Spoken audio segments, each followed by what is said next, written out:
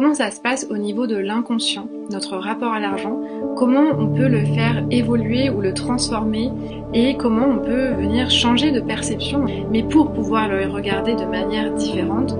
Toujours est-il qu'il faut que je sois aussi capable de regarder mes propres conditionnements à ce sujet-là. Ça réveille aussi une peur à l'intérieur de soi de sortir du clan. Ça ne veut pas dire aller vivre dans la forêt, avoir un détachement spirituel de l'argent qui est l'argent ne fait pas le bonheur. Moi, je suis pas du tout là-dedans en fait. Je pars du principe qu'on est fait pour être abondant.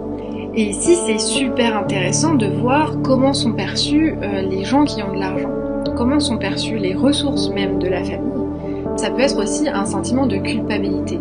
Tiens, nous on a les moyens, nous on peut se permettre, mais pensons aux gens qui n'ont rien. Le mimétisme qu'on va répéter parce qu'on vient d'un environnement qui disait souvent ça, et du coup, instinctivement, je vais aller vers des personnes en relation d'amitié ou en relation d'amour qui ont cette même vision de l'argent-là, en fait. Comment sont perçues les personnes qui réussissent, le succès, et là, on peut même y ajouter la valeur homme-femme.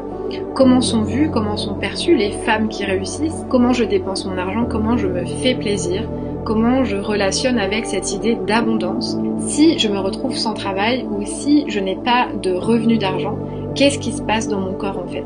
Au bout d'un moment, quand on prend de la maturité émotionnelle et qu'on s'autorise à faire ce qu'on veut et à sortir de nos conditionnements, il n'y a pas de police en fait qui va venir il n'y a personne qui va venir nous dire c'est pas bien ce que tu fais, à part nous-mêmes en fait. À venir observer ce petit flic à l'intérieur de nous qui a tendance à dire ah non c'est mal de faire ça, ce petit flic là, ce n'est pas vous en fait. Il répète un schéma qu'il connaît déjà. Il va lui-même s'auto-saboter ou s'auto-empêcher parfois pour rester dans l'empreinte en fait de loyauté.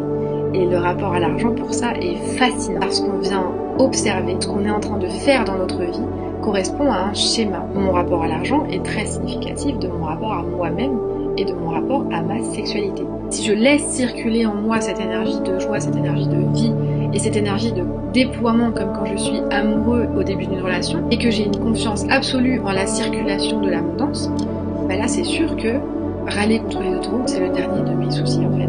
Et regarder ça avec amour et avec compassion aussi parce que c'est un schéma de conditionnement pour se faire aimer, ce qui est totalement normal en fait.